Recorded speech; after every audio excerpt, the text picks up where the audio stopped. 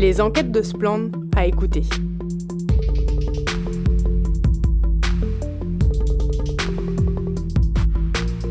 À l'ombre des affaires, la guerre des champs.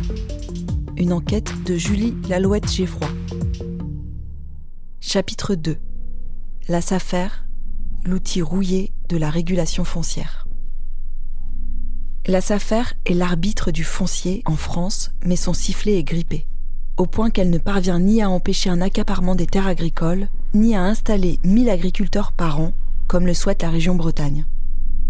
Le clientélisme syndical renforce la tendance à l'agrandissement et freine l'arrivée de nouveaux agriculteurs. Le foncier agricole, c'est quelque chose de passionnel, résume le directeur de la SAFER Bretagne, Thierry Couteller. Les terres agricoles sont un outil de production ayant une valeur financière, mais elles sont également faites de générations d'agriculteurs qui les ont labourées. La SAFER est sur le fil.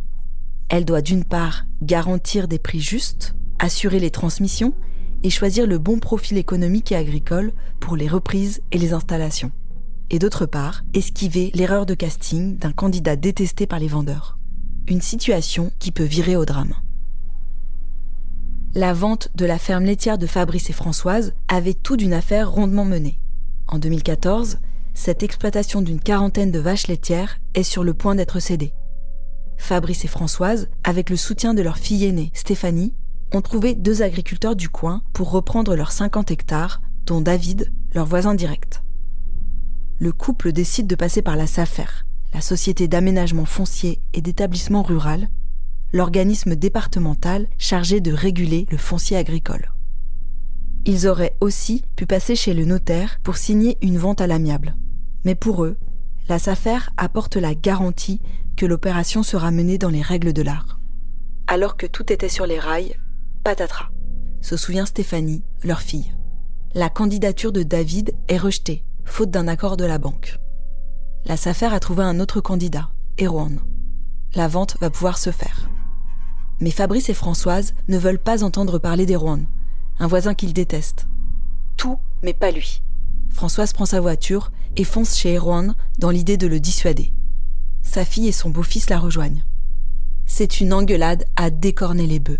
Une tentative de dissuasion, monnaie courante dans le milieu agricole. Erwan ne dit rien, il ne cède pas. La SAFER a tranché, ce sera bien lui le repreneur.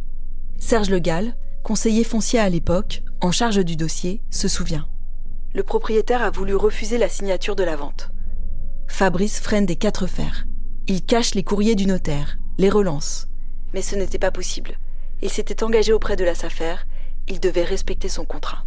Le comité technique de la SAFER réunit dans chaque département une dizaine de représentants de la profession et du milieu rural pour examiner les candidatures d'achat. Il les valide, ou non, pour qu'elles soient en cohérence avec les objectifs du territoire. Certains projets sont jugés prioritaires par rapport à d'autres. L'installation d'un jeune agriculteur prime par exemple sur un agrandissement. Cette instance a notamment pour mission de lutter contre les agrandissements excessifs et les concentrations, de favoriser l'installation et de lutter contre la spéculation foncière. La vente de l'exploitation de Fabrice et Françoise a lieu en 2015. Vendre la ferme familiale, c'était dur. La vendre à cet homme-là, c'était pire que tout, raconte Stéphanie. Mon père ne l'a pas supporté. Il n'a plus jamais été le même. Il s'est mis à boire en cachette. Il est mort en 2020 d'une cirrhose 5 ans après la vente, à l'hôpital de la Cavale Blanche, à Brest. Il avait 61 ans. Fabrice aurait pu réaliser une vente à l'amiable directement chez le notaire, méthode choisie par bon nombre d'agriculteurs et éviter tout interventionnisme. Certains agriculteurs vont même plus loin et cherchent à esquiver la SAFER, quitte à échafauder des montages juridiques complexes. La SAFER, vilipendée en France, enviée en Europe. La SAFER a été créée en 1960, avec pour ambition de protéger les espaces agricoles, naturels et forestiers, ainsi que de favoriser l'installation des agriculteurs. Sa première mission est de maîtriser le prix des terres agricoles pour qu'elles restent accessibles à ceux qui veulent entamer une activité. Et ça marche. Selon Eurostat, en 2021, le prix moyen de l'hectare breton était de 5 920 €. Aux Pays-Bas, l'hectare peut dépasser les 91 000 €. les prix les plus faibles se trouvent en Europe de l'Est, en Croatie, Bulgarie, autour des 3 000 €. En Italie, les terres s'élevaient en moyenne à 34 000 € par hectare en 2020. En France, la SAFER est présente dans chaque région. Elle peut gérer une vente à la demande du cédant, comme ce fut le cas pour Fabrice.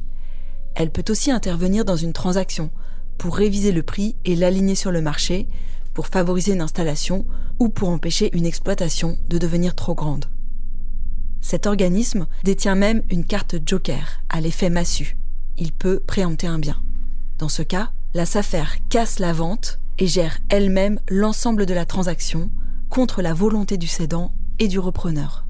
Elle peut même acheter les terres et les revendre plus tard au candidat de son choix.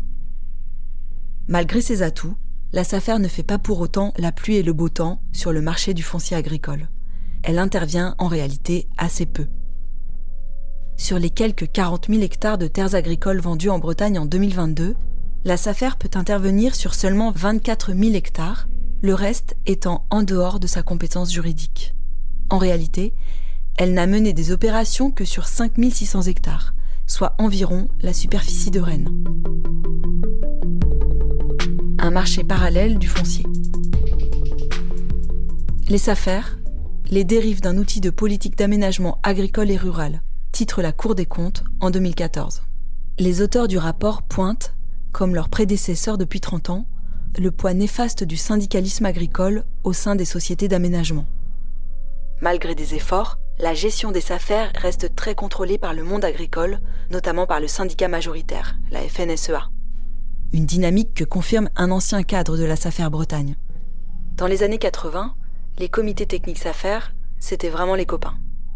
Les magouilles étaient à l'échelle de l'humain et des pouvoirs locaux, avec une possibilité de décider à un petit nombre comment allaient être redistribuées les terres. Aujourd'hui, le contrôle de l'État est beaucoup plus important. Mais les habitudes ont la vie dure. 5 jours avant une réunion du comité technique, les avis sont envoyés à ses membres. L'un d'eux témoigne. On se rend bien compte que la FNSEA et la SAFER s'appellent avant les comités techniques, car quand on entre en réunion, ils ont déjà harmonisé leurs arguments. C'est sûr que ça pèse dans les décisions qui sont prises. Chercheur au CNRS au sein de l'université Grenoble-Alpes, le géographe Adrien Besse-Lenné résume. La SAFER reste marquée par un clientélisme syndical. Sur le papier, il n'y a pas de surreprésentation du syndicat majoritaire, mais dans les faits, oui. Des représentants de la FNSEA sont élus au conseil d'administration de Groupama, du Crédit Agricole, de la Chambre d'agriculture. Ils sont ensuite élus par le conseil d'administration de ces organisations pour les représenter dans les comités techniques de la SAFER. Ainsi, dans la région Bretagne, 3 des 4 présidents des comités techniques de la SAFER sont adhérents à la FNSEA. Certains sont également élus à la Chambre d'agriculture, elle aussi conduite par la FNSEA. Dans une étude publiée en 2022, Adrien Besse-Lenné détaille cette proximité. Les hebdomadaires départementaux édités par les FDSEA étaient les seuls habilités à publier les annonces légales des SAFER, en plus d'un affichage en mairie, mais qui ne bénéficient qu'à des réseaux très localisés. Ces petites annonces sont le meilleur moyen pour savoir ce qui est à vendre.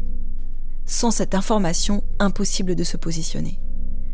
Depuis 2016 et la loi d'avenir agricole, ces annonces sont également publiées sur Internet, ce qui rend le marché un peu plus transparent.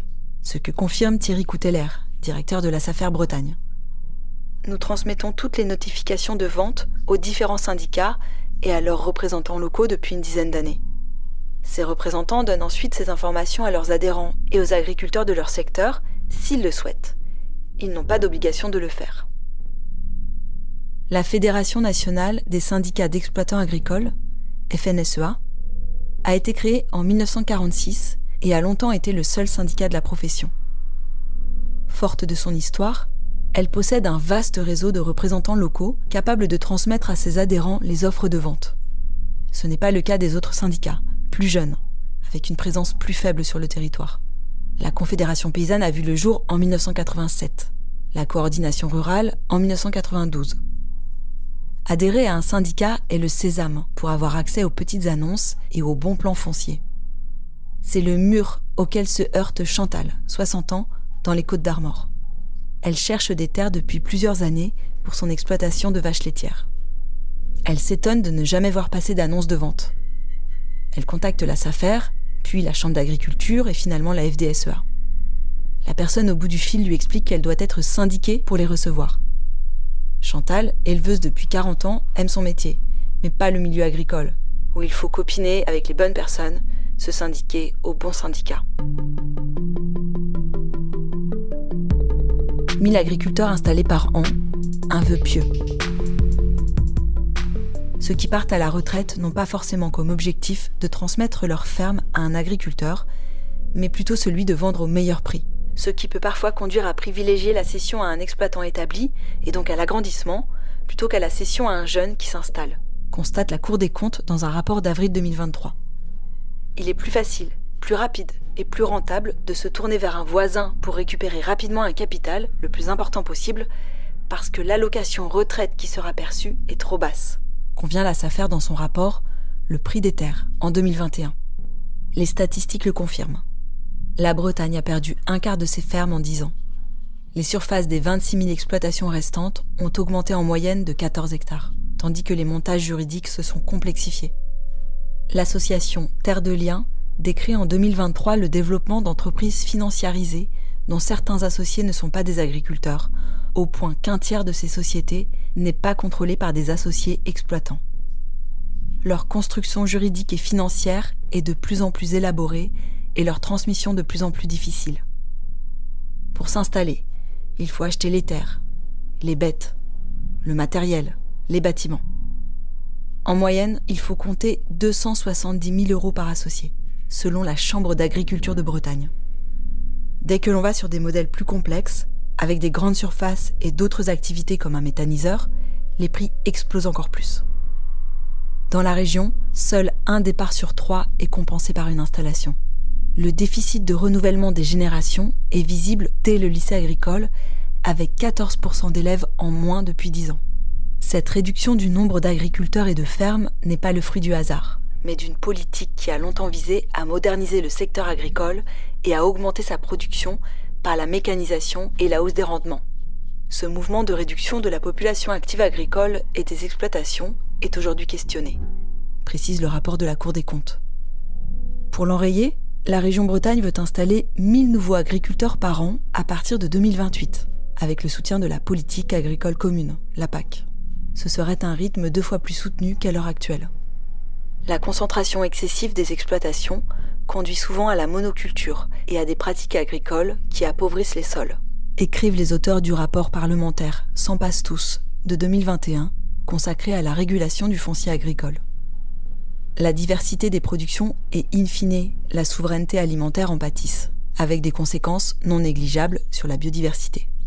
Le Parlement européen a évoqué une menace pour le modèle agricole européen qui est fondé sur une agriculture multifonctionnelle, reposant en priorité sur des exploitations familiales.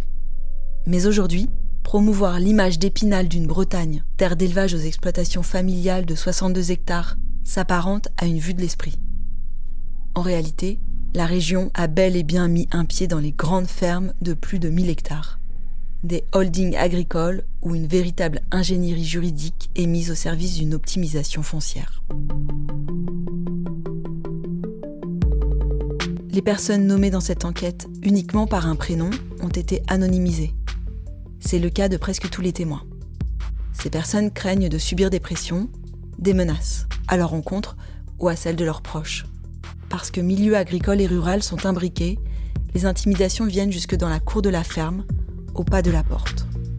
Retrouvez toutes nos enquêtes sur spland.org, splann.org.